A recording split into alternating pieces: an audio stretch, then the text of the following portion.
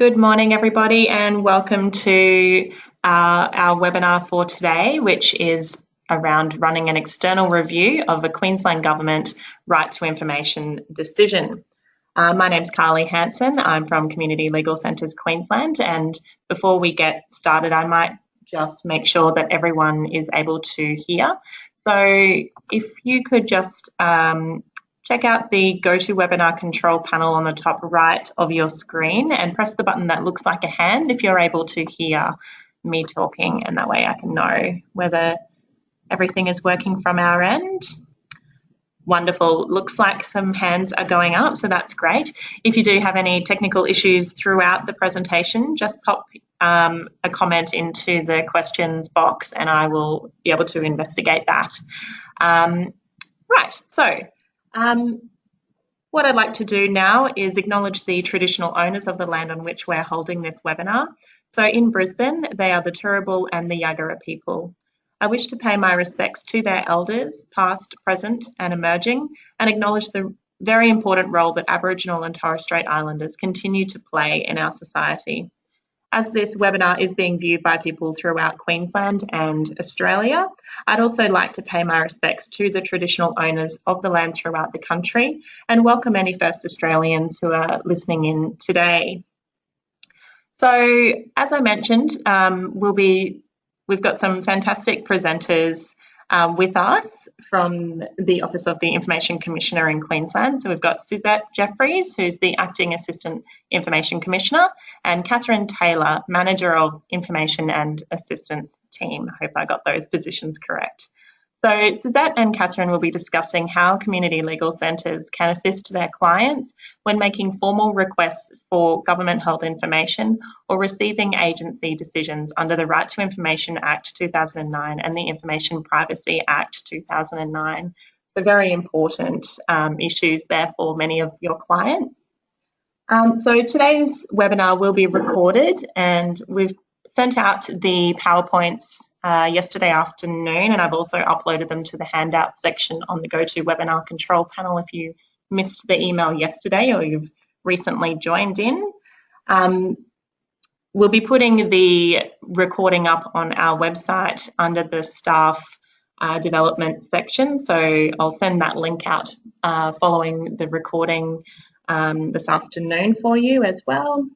And we'll also take questions at the end of the session today. So as per usual, if you do want to ask questions, there are a couple of ways you can do that. You can type your question into the question box on the GoToWebinar control panel, and I'll read those questions out for our presenters to answer. Or if you've got a microphone, you can press the button that looks like a hand and I'll be able to unmute you so you can ask your question via your microphone. I think that might be everything I need to do from my end. So without further ado, I will pass over to our fantastic presenters today, and I'll come back in at the end of the session. Thanks, Susie and Catherine. Take it away.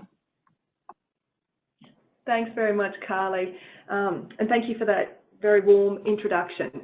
So I would just like to begin by welcoming you all again to this morning's webinar and just acknowledge all the good work that you people do with your community legal centres throughout Queensland. As Carly mentioned, my name is Catherine Taylor and I'm the Manager of the Information and Assistance Team at the Office of the Information Commissioner. One of the roles of my team is that we run an inquiries service, and we'll provide the contact details for that at the end of the presentation. So people, members of the public, agency, decision makers, anyone else who's interested can call or email our inquiry service with questions about the Right to Information Act and the Information Privacy Act. So I would encourage you, if you ever need any information or assistance, to get in touch with my team. We thought we'd begin this morning's presentation just with an overview of what it is that our office does. We tend to find that people, both across government and members of the public, are largely unaware of what the Office of the Information Commissioner does until they really need us.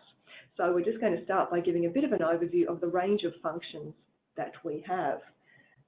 So perhaps the best known of our functions is that we conduct independent external reviews of decisions made under the Right to Information Act and the Information Privacy Act.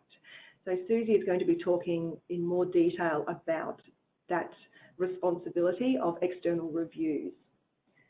The OIC also has a broad range of functions, including the power to mediate privacy complaints against agencies. So if an individual believes that a Queensland government agency has breached their privacy, then they can bring a privacy complaint here to this office.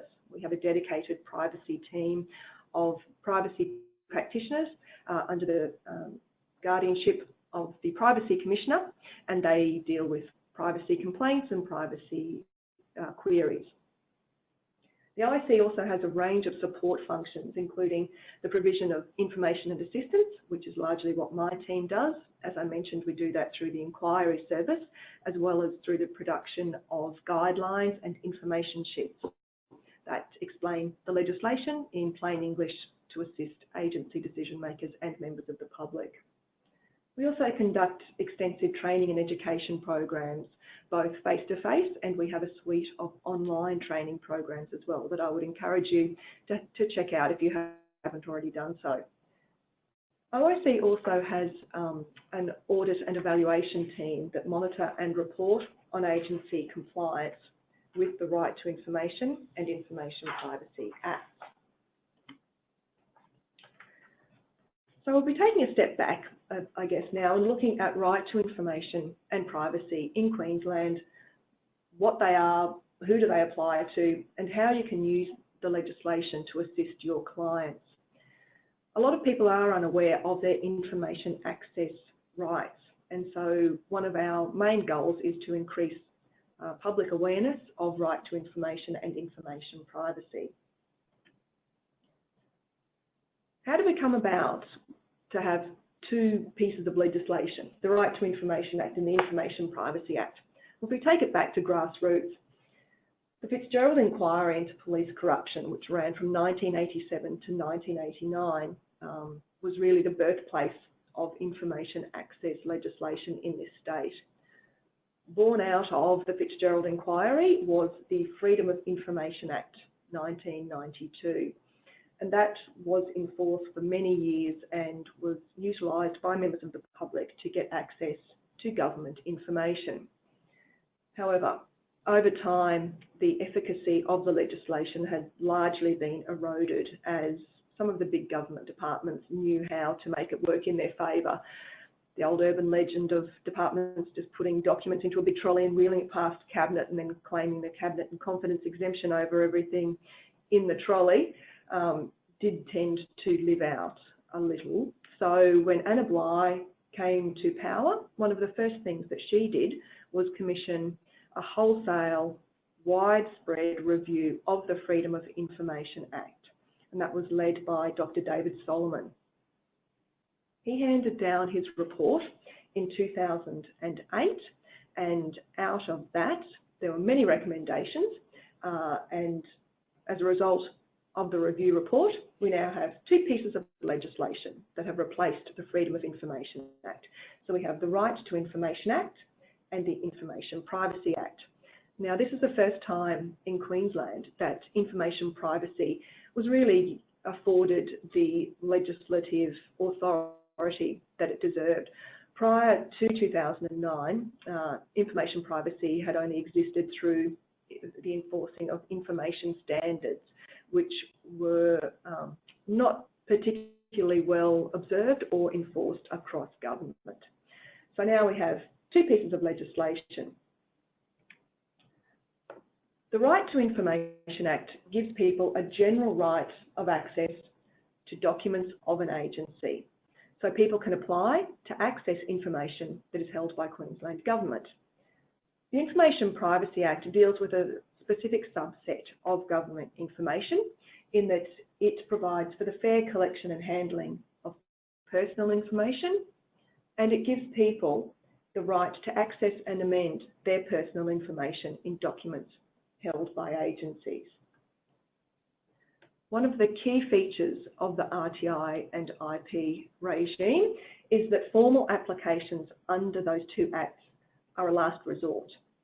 There's a real proactive disclosure, pro-disclosure bias in the legislation that essentially says that information should be released administratively wherever possible. So that means people should be able to get access to government information without having to go through the formal legal process under the RTI or IP Acts. This really turned information access legislation on its head. Under the Freedom of Information Act, it was largely a pull model. So people had to pull information out of government. Under the RTI and IP Acts, it's a push model. So as a pro-disclosure bias, information should be pushed out and put in the public domain wherever possible. So some important concepts that we need to be aware of when dealing with RTI and IP is that it deals with information contained in documents. Now, document is not defined in the Right to Information or Information Privacy Act. However, it is defined in Schedule 1 of our friend, the Acts Interpretation Act. And as you can see from the slide, it has a very broad definition. So it includes paper or other materials with any sort of meaningful marks that can be interpreted, or any disc, tape or other article from which writing or messages can be produced. So it doesn't just apply to paper records held in a nice filing system or in an EDRMS that a government agency might have. It applies to post-it notes. It applies to social media. It applies to emails. It applies to essentially any form of record that is held by a government agency. For the purposes of the RTI and IP Act, that document must be in the possession or under the control of the agency. So it doesn't matter how the information came into the agency, if it's held within that agency or the agency has the ability to get it back, then it's caught by the RTI and IP Acts. The Right to Information Act and Information Privacy Act only apply to Queensland government agencies.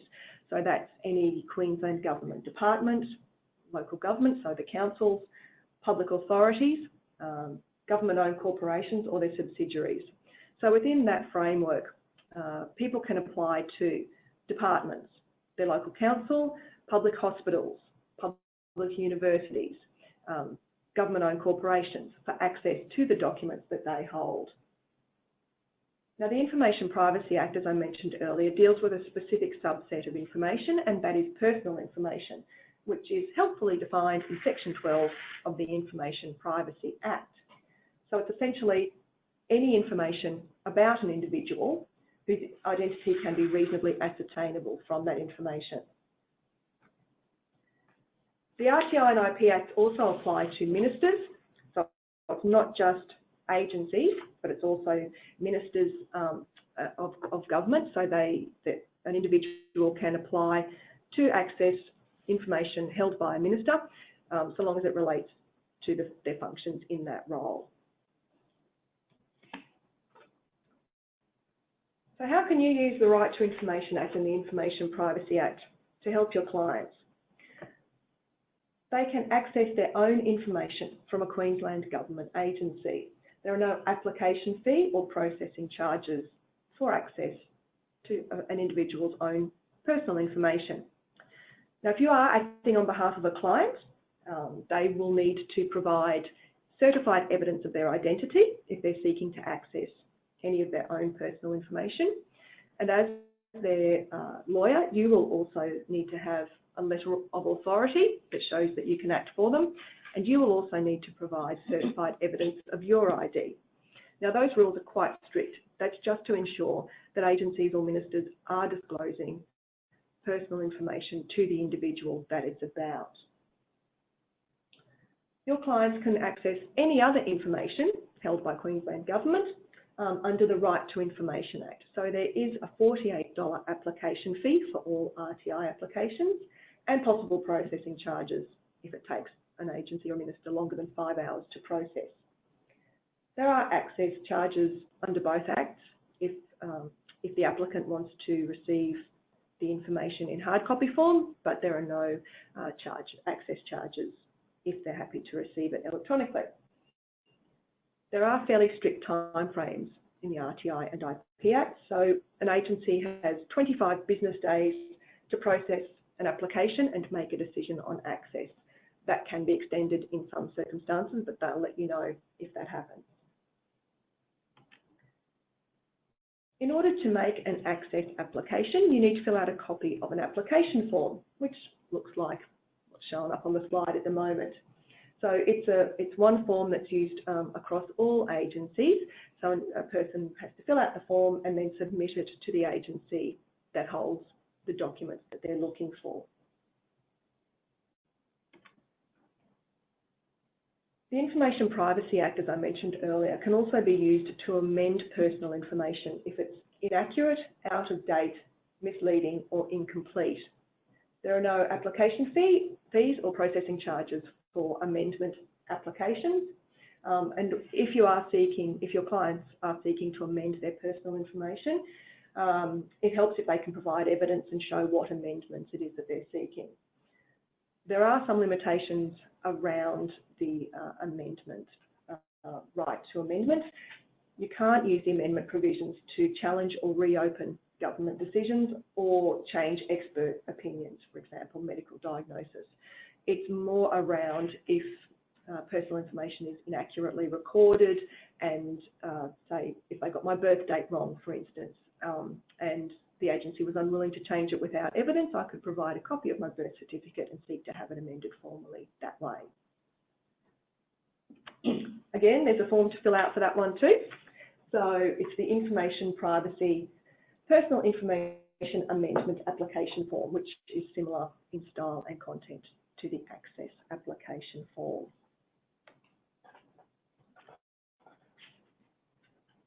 Again, the Information Privacy Act gives people the right to make a privacy complaint against a Queensland government agency.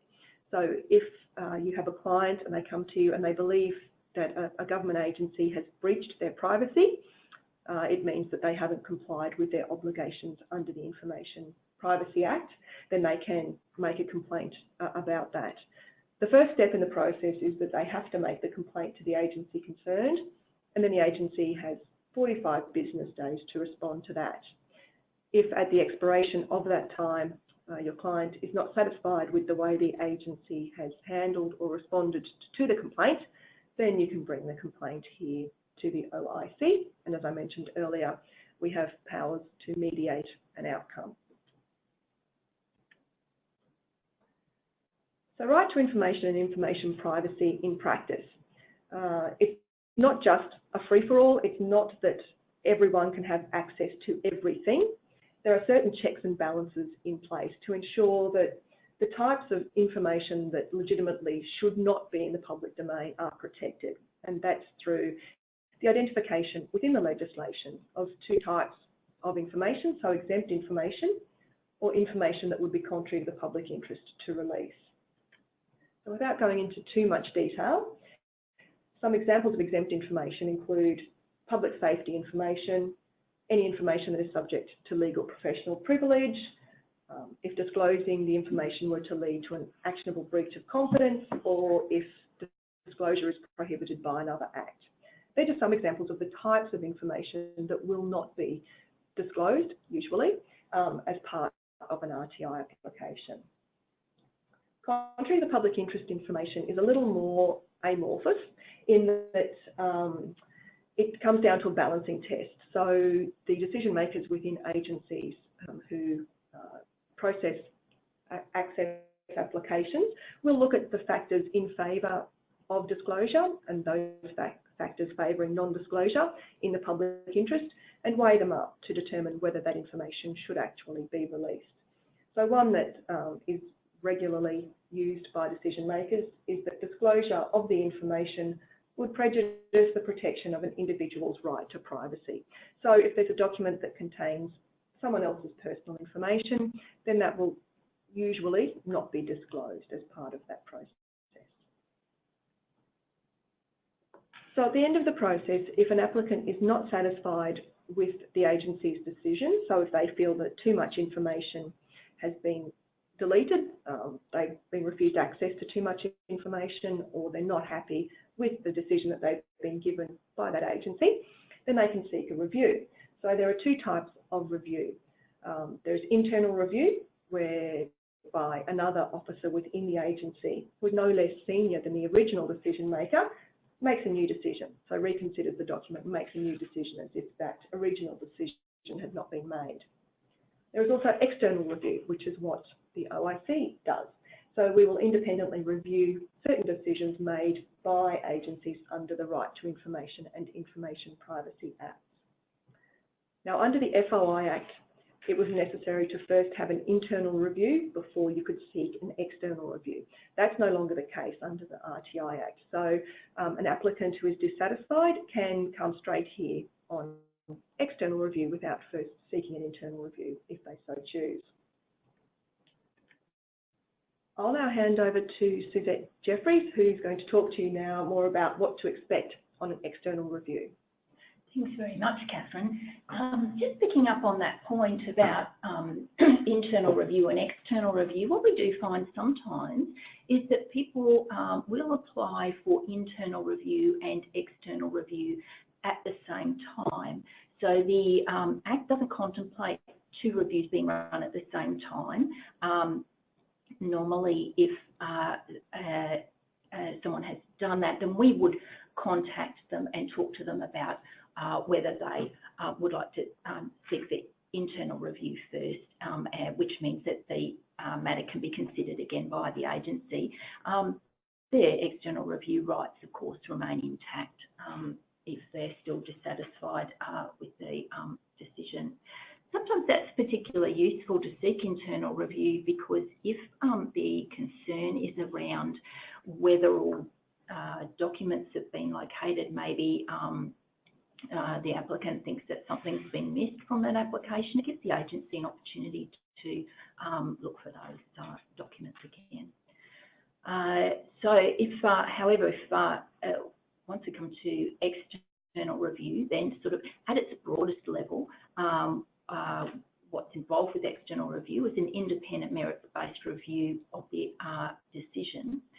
A feature of external review is that there are opportunities for early or informal resolution of reviews, and I'll talk about that a little bit more in a minute.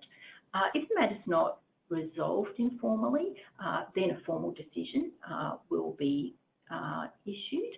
There are also some limited rights of appeal from that on a question of law to the Queensland Civil and Administrative Tribunal. The Information Commissioner's jurisdiction is set out in the Right to Information and Information Privacy legislation.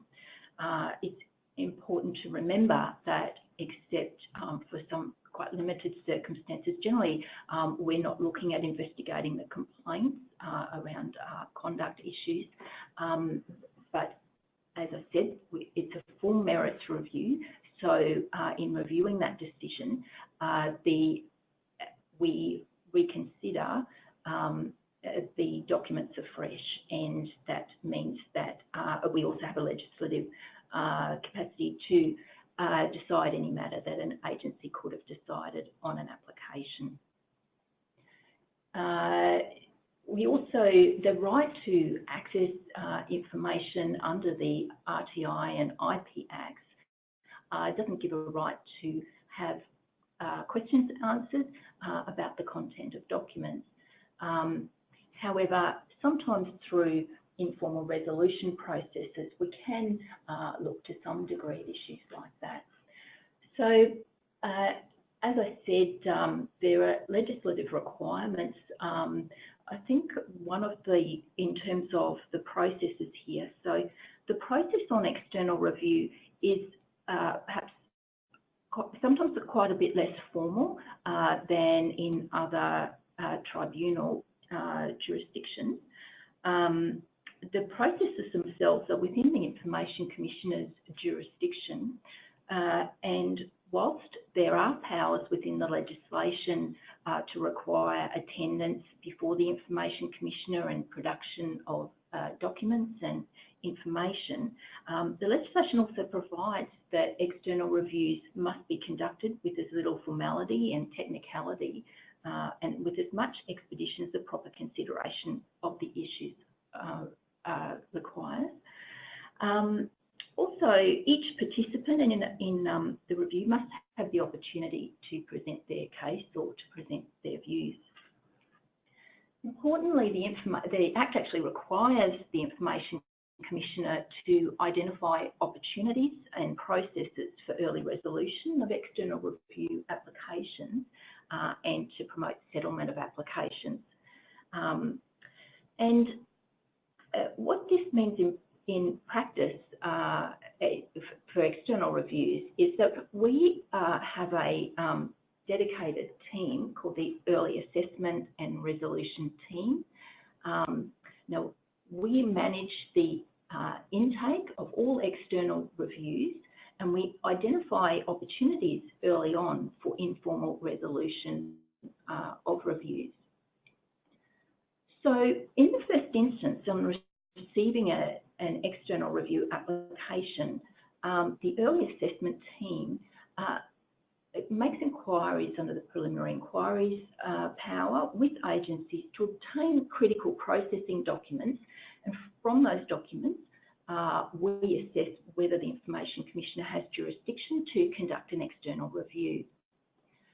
In that process, we also look at statutory timeframes. Statutory timeframes are important under this legislation. We consider firstly whether the application has been processed within the processing time and whether the agency, if the processing time's expired, whether a deemed decision's been taken to have been made, being a deemed refusal of access. And importantly though, we consider whether the external review application has been made within the statutory time frame.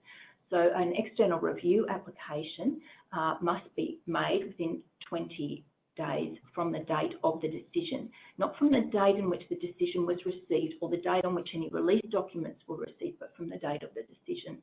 Now, if the application is made outside of that time frame, the Information Commissioner does have discretion to consider extending the time for applying for review. In exercising that discretion, the matters that would be taken into account are the length of time outside of that statutory time frame and any reason for the delay, the relative balance of fairness, as in whether there's any prejudice to either of the parties to the review. Probably most importantly, we look at the merit of the application. If everything's fine, we've assessed the application, there's jurisdiction, everything's within time, then we write to both the applicant, or if they're represented, the applicant solicitors, and the agency to confirm that the review has been accepted. We'd normally confirm what the issues are that we'll be looking at in the review and discuss the next steps, as well as giving some information about procedures on external review. What we also do at that very early stage is we identify what the issues are in the review and we seek to understand what the applicant's concerns are. We work with the review participants generally to try to resolve some of the issues in contention where we possibly can. In doing that, we would often obtain relevant documents from the agency, and where it's relevant, we'd obtain submissions from the relevant parties. Now, quite often, particularly at the start of a review, we may do that by telephone. We often find that that's quicker. It helps us to get a good understanding of applicant concerns particularly, and we can then try to work with that to see if we can identify any options for resolving the matter more quickly. Of course, where we are looking at information in issue, we can conduct an assessment of those, sometimes at an early stage. Where it's appropriate, we may allocate either fairly early on or a little bit down the track to an external review team. Particularly, that would occur if there are quite complex issues in the review, or perhaps a lot of documents that need to be considered. Just to give you a bit of a snapshot then of resolution, the external review team resolves more than 85%, probably closer to 90% of external reviews informally, that is without a formal decision being issued. Of those that come to the early assessment and resolution team, approximately 50% of reviews are resolved there.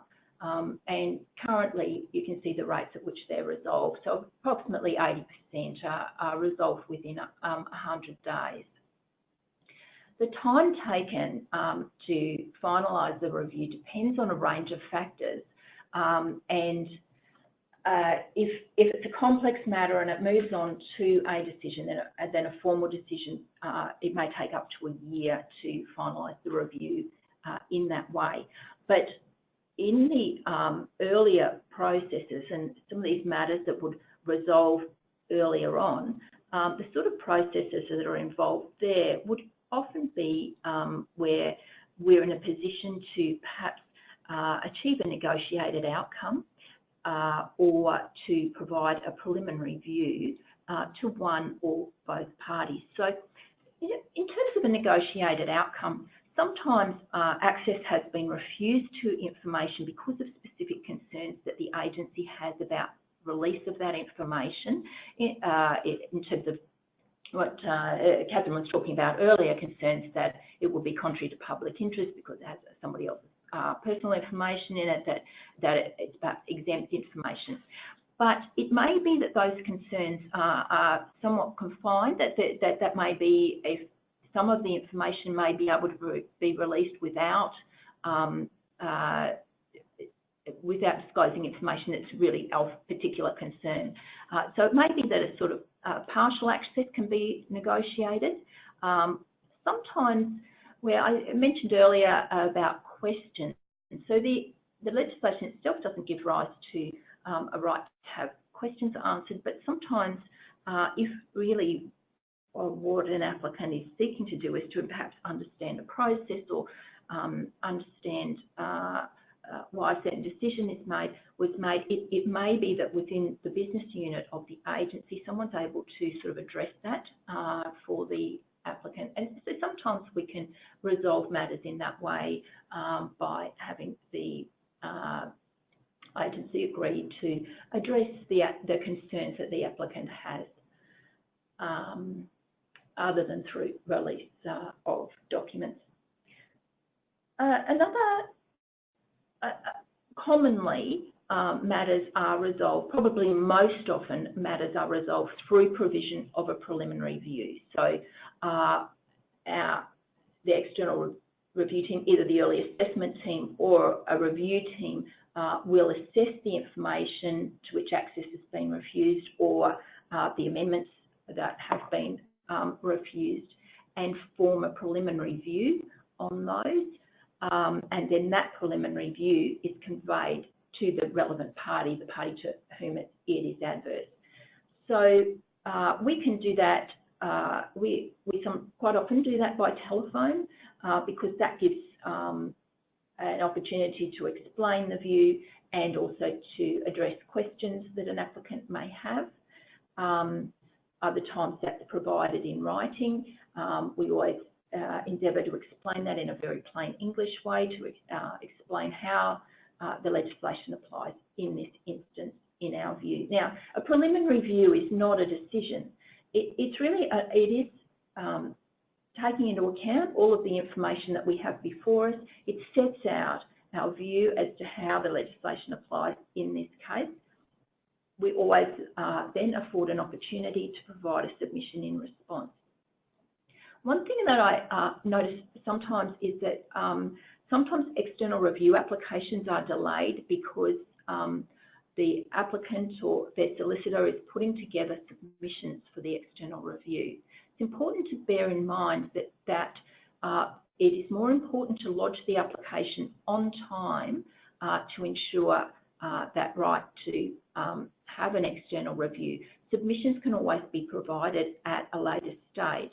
And whilst it's sometimes helpful for us in terms of understanding what the applicant's concerns are about the agency's decision, to have those submissions, if we form a view that is adverse to your client's interests, we will give them the opportunity to provide a submission at that stage.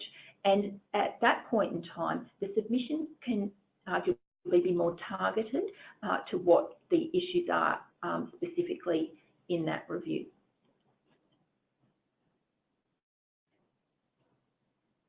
So as I said, if the matter is not finalised informally, a formal decision is issued. That decision will be to affirm, vary or set aside and substitute a new decision for the decision under review. Now, if the informal resolution team is unable to resolve the review, or the review's been transferred to a review team at an earlier stage, the review may still, and in all likelihood will be resolved informally, or the issues in the review may be narrowed so that any final decision may be only on a limited number of issues. Decisions under Section 110 of the Right to Information Act and 123 of the Information Privacy Act must be published. We publish those decisions on our website. Ordinarily, the last name of the applicant is included. If it's an individual or company name will appear. The key points on review processes, I didn't mention earlier, there are no fees for applying for review. Communication during the review is an important focus for us. We talk with both applicants and with agencies, and we provide written communication. As I said, preliminary reviews can be provided orally or in writing. Focus submissions are really helpful in addressing the issues in contention in the review. They give you an opportunity to make sure, if you've received a preliminary review, to provide us with any information which is relevant to the issues in contention, which you would want the decision maker to consider. As Catherine mentioned earlier, we have a range of resources that are available, which we'll go to again later, which are may be relevant to assisting you in preparing those submissions. One way to sort of give you a sort of overview of process is to just look at one issue that we deal with quite regularly and which can be dealt with often at an early stage in a review, but sometimes also goes to formal decision. So when an agency receives an application, they are required to process that application. However, there are some quite limited circumstances in which they can refuse to deal with the application. One of those, if dealing with that application would be a substantial and unreasonable diversion of the agency's resources. So when we receive applications where this is an issue, one of the things that we are considering is that essentially the application for information has been held up at a sort of threshold issue. So the agency isn't at this point actually moving forward and processing the application. What they're saying is the application's too broad to allow us to process it. Now, there's a process that the agency is required to go through with the applicant to signal that they are intending not to deal with this application. They need to send a notice of intention to refuse to deal with the application. That is a precipitant to a process of negotiation. That's what's sort of envisaged, that they will assist with how this application might be changed in order to remove the ground for refusing to deal with the application. If the ground is not removed, the agency will then issue a decision saying that it's a substantial and unreasonable diversion of their resources to deal with the application, and that's the point at which review is quite often sought. Now, we're mindful when we receive applications like that, that the application, if it stays on external review, will take some time to resolve, and it may not resolve in favour of the applicant. So ordinarily what we would do is make inquiries with the agency to get a much better understanding of what the agency's concerns are about the effect on their resources and the amount of time that it will take to process the application, and importantly to understand any ways in which the application could be changed to enable an applicant to have their application started, essentially. So an example would be a matter a little while ago where the applicant wanted documents about a big development project, and they had lodged 8 applications. They did work with the agency through after they'd received the notice of intention to refuse to deal, and they narrowed it down to 4 applications, but the agency still refused to deal with them because it was still too extensive for it to be dealt with. So when it came here, we sought to understand what the issues were on these applications. For one thing, the application covered a very extensive time frame, being 17 years. That was one issue. One of the applications was extremely large. 3 of them were not so large. So it was agreed in the end that the applicant would reapply but could essentially combine 3 of their applications, but reduce the time frame to 9 years, which was still covering the main documents the applicant was seeking, and that the larger application would be lodged after the first ones were processed. So we negotiated the outcome that the applicant would relodge the applications in this form, and the agency agreed to process those. So the external review was able to be resolved quite quickly, and then the processing of those applications got back on track. So by contrast, there was a decision issued last month where the applicant sought, this is a decision Marigliano and Tablelands Regional Council, where the applicant sought infrastructure documents relating to a particular bridge, but the request related to documents covering a 20-year period. It was not a particularly large agency that this application was made to, and because of the council amalgamation processes, it meant that for the older documents, the decision maker needed to review and identify documents which were actually at a different location, and those documents needed to be searched through manually as well. Although there were not a lot of documents that at the stage of refusing to deal with the application had been identified, I think there was about 150, but it did involve thousands of pages that needed to be processed, and which may have, of course, in processing applications, there are a number of processes, sometimes consultations need to be conducted, etc. So at this matter, actually, there'd been quite a bit of back and forth with the applicant, and a preliminary view provided, which wasn't accepted. So the matter was, in the end, resolved by decision.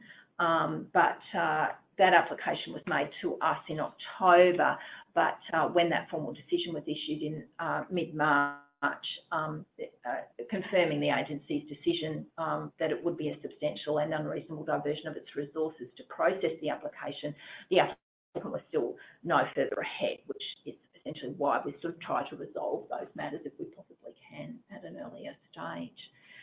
I think that having an understanding of the processes involved can certainly assist you in being well positioned to advise your client on how to deal with the review process and to achieve a good outcome for your client. I think that's probably all I have to say about external review.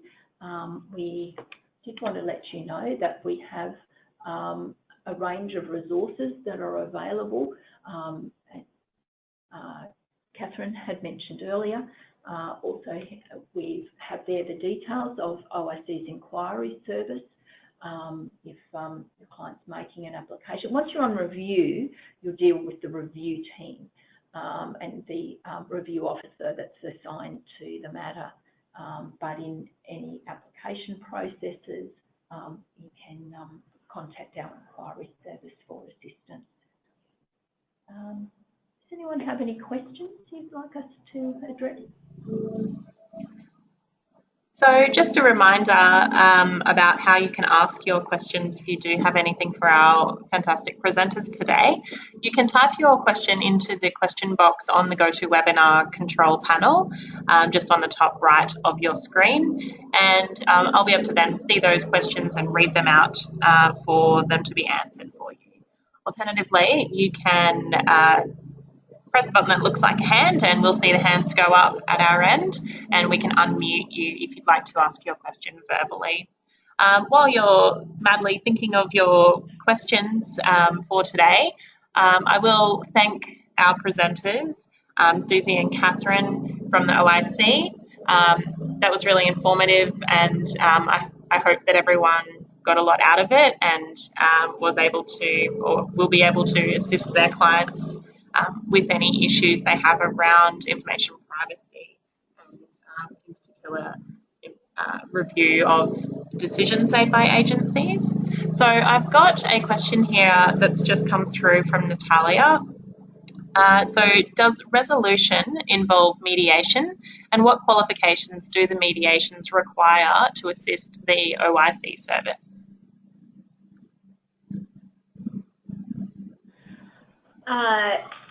Normally, we don't normally run a mediation process. Essentially, review most often involves resolution and external review most often involves processes of shuttle negotiation. And whilst we sometimes meet with participants in a review, we would only do that if we thought that that was an efficient way to resolve the matter. So we have had instances in the past. I think of an example where the applicant was interested in certain major infrastructure documents, and we met with the representatives of the RTI unit from the department and someone from the relevant business unit and the applicant to talk through what documents would be available. And the outcome of that actually was that we were able to satisfy ourselves that the documents which the applicant thought existed, should have existed, did not, but there were other documents available which the applicant hadn't actually applied for in their application, but which the agency was happy to provide to the applicant administratively. So the applicant was happy with the outcome and was happy to resolve the review on the basis of that. But normally we would make inquiries with the agencies and speak with the relevant agency, or if the agency was dealing with the matter for a minister, then we would be talking to them and then going back to the applicant, usually by telephone or in writing. All right, great. Hopefully that answers your question, Natalia. I've got another question here that's come through. Are you able to confirm the date of the decision? So how do we identify when the decision has been made? Is that the date that it's sent to the applicant?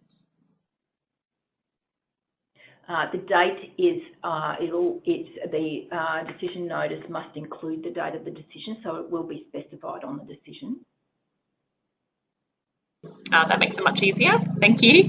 I've got a question as well, just around, I guess, who might be caught up by these two acts. So we did some research recently just around some new provisions that have come in nationally around data breaches. And so I wanted to pose the question to you as well.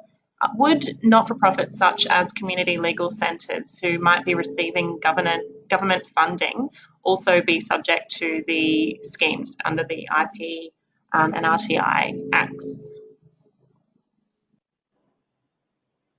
As it currently stands, Carly, excuse me, in a word, no. The definition of agency as it has been interpreted does not apply, does not extend to not-for-profits or community legal centres. All right, that's great. Hopefully that's helpful for our viewers and listeners out there as well. We haven't... There are some quite, sorry Carly, there are some quite, just adding to what Catherine said, there are some quite complex provisions around some statutory requirements as to who is caught and who isn't caught in those provisions. So yes, sort of as a general rule, but the provisions around public authority, I think it's section 16 of the Right to Information Act, there have been some matters sort of look at that from time to time, and one recently was addressed at QCAD as well. All right, thank you so much for that. That's really helpful. That's all the questions we've got coming through for the moment. So I might bring today's presentation to a close. If you do have any other questions you'd like to send through to our presenters, if you think of something later or discussing with your colleagues or relevant client matter comes to mind, please feel free to email them through to me and I'm happy to pass those on to the OIC for you. Otherwise, you can contact them directly through the details on the screen. So once again, thank you so much to our presenters, Suzette Jeffries and Catherine Taylor, for presenting today and giving their time to hopefully provide some really useful information on RTI and IP decisions. And I think what I would love for you to do also is if you could please provide your feedback about our webinar series through the link that I'll send out with the recording of today's session. That would be great. Thank you so much, everyone, and have a fantastic day. Cheers.